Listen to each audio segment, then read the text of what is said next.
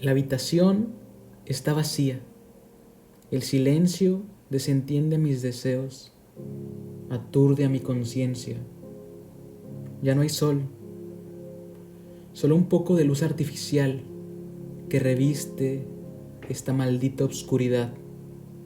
No hay ocaso ni amanecer. La pulcritud del escritorio masculla que soy un mentiroso, que la verdad que profeso no es más que un invento, un salvavidas de hielo. No sé si el ruido de afuera resuena en mis adentros, o es acaso que se origina en la profundidad de mi inconsciente y hace eco más allá de estas cuatro paredes. No hay ruido que habite en esta habitación. Trato de callarlo, de alejar el silencio, pero hasta la música se ha vuelto cómplice de este ruido blanco. La habitación está vacía y no sé si existo. El espejo no vislumbra ni la sombra de lo que fui, reflejo nulo de mí. ¿Cómo ser algo en esta nada? ¿Cómo escapar de este anonimato? Las puertas están selladas. La palabra teme cruzar el puente de mi pecho a mi garganta. Le asusta tanto el exterior porque sabe que aún saliendo de este cuarto no habrá nadie, nada, solo el abismo de fingir, disimular mi yo hasta dejar de ser.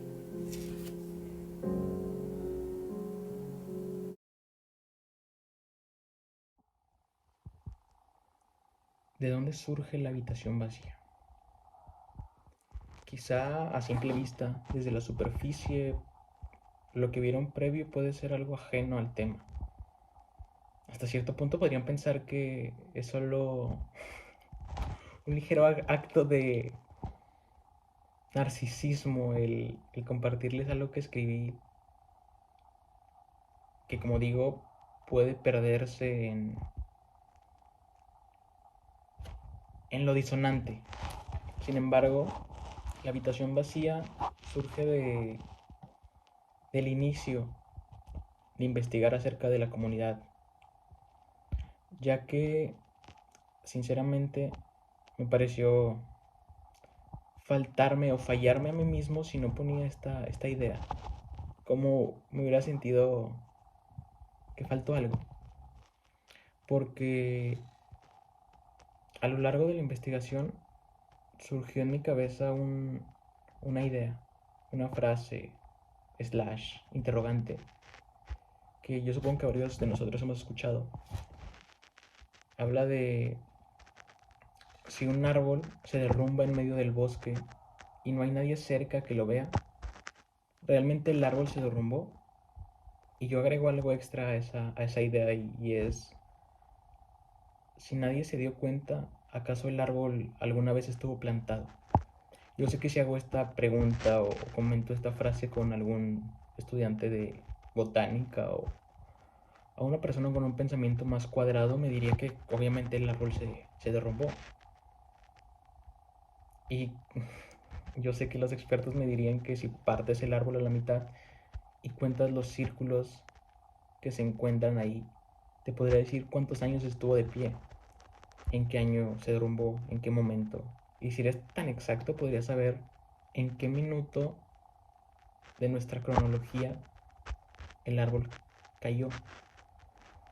Sin embargo, aquí no hablamos de botánica ni de árboles como tal, no hablamos de existencia. Y a mí me surge esa perspectiva de la existencia, que hace que exista una persona, que hace que exista algo. Y como lo hemos visto y lo hemos escuchado, dependemos del otro para existir.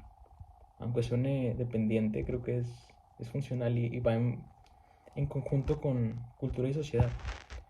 Porque sin el resto de la sociedad en la que vivimos nosotros no seríamos nada, no tendríamos forma de comprobar nuestra existencia, de saber si esto es real o no. Y, Y quizá parece que me estoy yendo un poquito a la filosofía de existir y no tanto al origen de la comunidad. Sin embargo, antes de comenzar a hablarles de historia, de antecedentes, de fechas, de impactos sociales, creo que es importante el entender eso. El que hace que alguien más exista. ¿Por qué? Porque mientras investigaba me surgió el recuerdo de varias personas que me han dicho que últimamente en estos años se ha puesto de moda salir del closet, tener una preferencia sexual distinta, sentirte de otra forma, que para ellos es anormal cuando creo que es lo más natural del mundo. Y esa frase de se puso de moda no es más que un existir. La habitación dejó de estar vacía y por eso los índices de incremento en la comunidad van a la alza, porque por fin hay alguien más, hay alguien que te entiende, hay alguien que te protege y que te va a cuidar si decides mostrar quién eres. Y esto lo podemos notar cuando me adentre un poco más en la investigación, en la exposición. Se puede notar con los antecedentes previos al movimiento, cómo la diversidad sexual ha existido desde nuestros orígenes, cómo no es una moda, es simplemente la naturaleza siendo naturaleza. Es el hombre queriendo ser él. Y bueno, ahora sí voy a partir más al texto y a lo investigado, pero quería tener este preámbulo antes de comenzar. Cuando hablamos de la bandera multicolor, podemos pensar que es el legado que se nos ha dejado, esa libertad de ser por la que aún seguimos peleando, porque a pesar que seguimos evolucionando y creciendo, sigue habiendo muy arraigado un pensamiento que denosta la libertad de sentir, de verse. Sin embargo, antes del movimiento, previo a la apertura, a la liberación, la diversidad sexual, de preferencias, de identificaciones, ya se mostraba presente en nuestra sociedad, en nuestro mundo. Como bien recalcaba hace unos momentos, hoy por hoy se puede llamar moda, se puede llamar a lo que pasa por no tener que hacer, por no sé. Hay un sinfín de pensamientos arcaicos que terminan por desvalidar una identidad, un querer ser. Sin embargo, si nos remontamos a Grecia, Egipto, sociedades antiguas, la homosexualidad, hablando no solo de la relación hombre-hombre, sino mujer-mujer, como la identificación de género, era algo que sucedía, era común. Sin embargo, las sociedades en esos entonces, como lo veían simple, normal, no generaban conflictos ni situaciones de duda, eran aceptados. Hasta cierto punto la homosexualidad en Grecia era parte de un proceso de vida, era algo muy normal.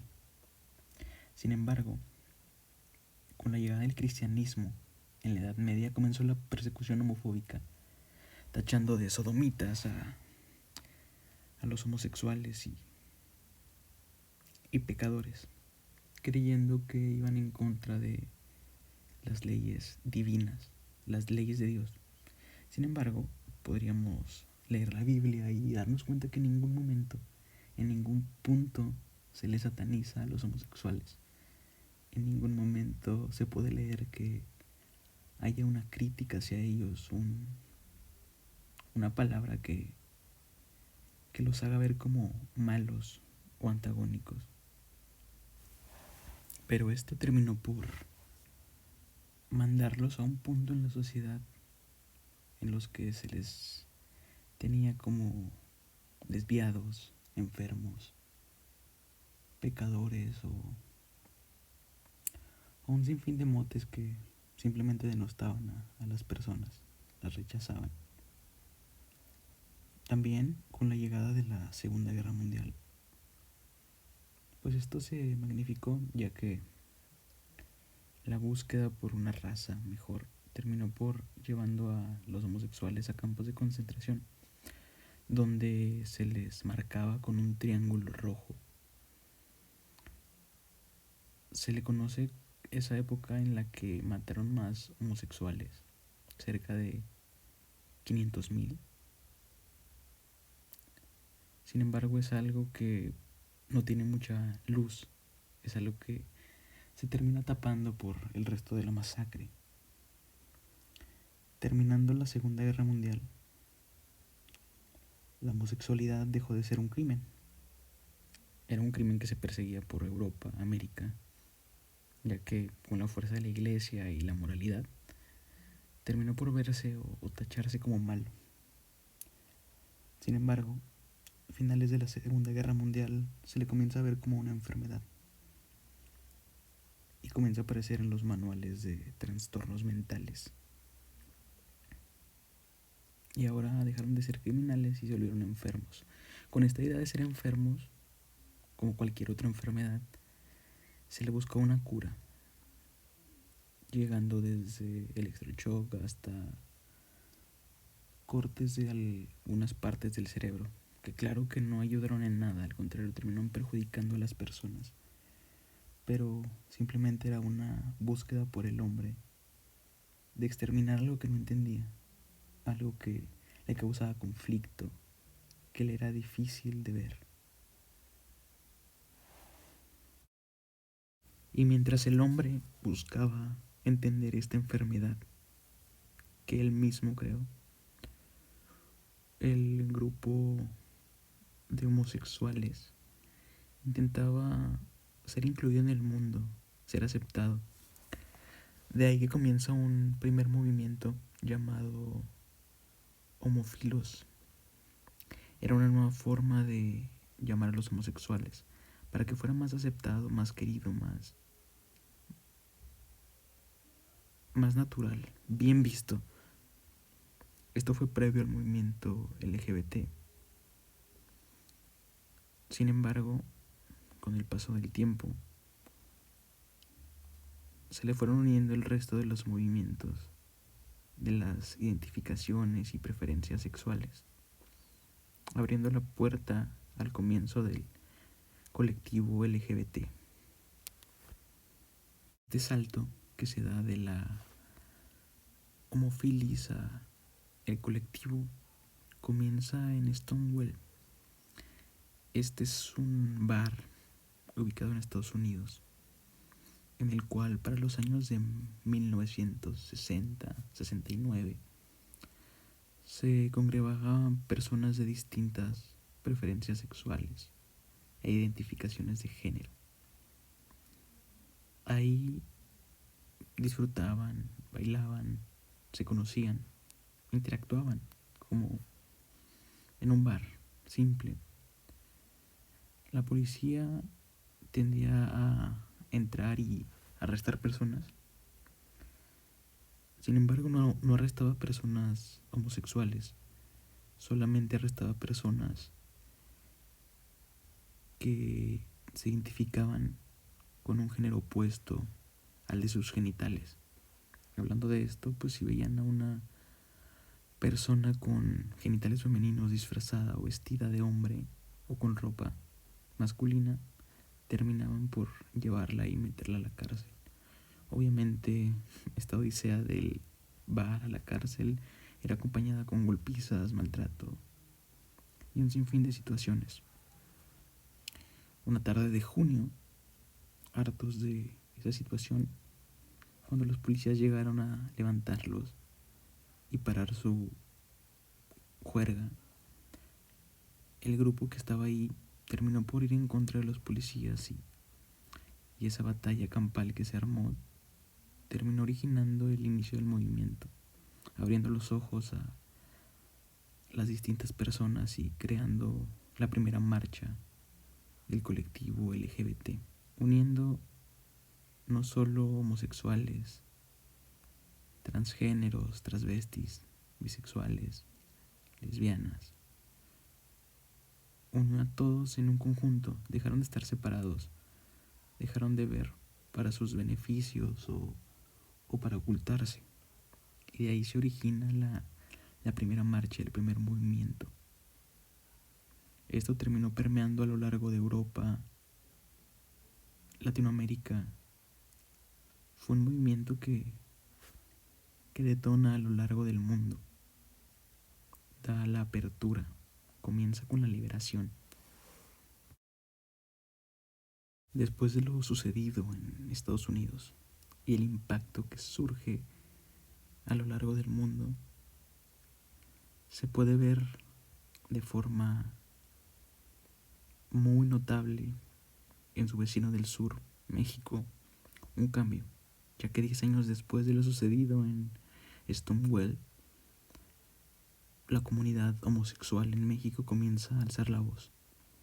Después de un frente por el aniversario de la Revolución Cubana, un grupo de homosexuales que se identificaron en el Frente de la Liberación Sexual comenzaron a marchar por el centro de el Distrito Federal, mostrando y pancartas y gritos que iban en pro de la libertad sexual, con frases como no hay libertad política si no hay libertad sexual, y sin libertad sexual no habrá liberación social. De esta forma, se volvieron en la primera marcha en pro de la liberación sexual en nuestro país, mostrando un efecto dominó de lo sucedido en Estados Unidos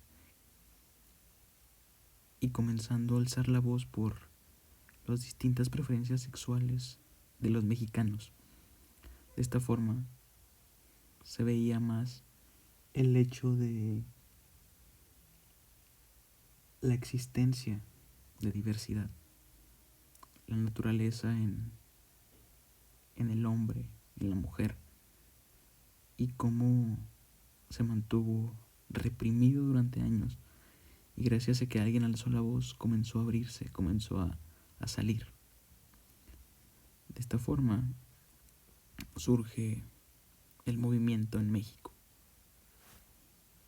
Por último, de mi parte en esta exposición, les voy a hablar de los primeros 3 siglas dentro del movimiento, de estas identificaciones y preferencias. Yo sé que hoy por hoy hay siglas extra, pero esas las va a mencionar mi compañera Alejandra. Como principio está el lesbianismo, que es una mujer atraída por otra mujer. La G es de gay, hombre atraído por otro hombre. La B es de bisexual, persona atraída por hombre y mujer. La T incluye 3 vertientes: transgénero, se identifica con el género opuesto al de su nacimiento; transexual, cambió de género por medio de una intervención quirúrgica; y transvesti, gusta por vestir con ropa opuesta a la de su género natal. Estas son las primeras 4 formas que se unen, ya que, como les hablaba, la homosexualidad fue el principio, algo que se tachó y que se criticó, y fue la primera bandera en enarbolarse. De ahí surge la unión de la bisexualidad, de la transgénesis, la transexualidad y las personas travesti. Esta unión no solo es una liberación en el ámbito sexual. Sería erróneo pensar que lo único que busca es una apertura de experiencias sexuales. Va más allá, se une a la esencia de la persona, a la identificación, al querer ser, al sentirse de verdad, al estar comprendido. Y bueno, eso sería todo por mi parte. A continuación les doy la palabra a mi compañera Alejandra, que les va a hablar más de la contemporaneidad de este movimiento, de esta comunidad.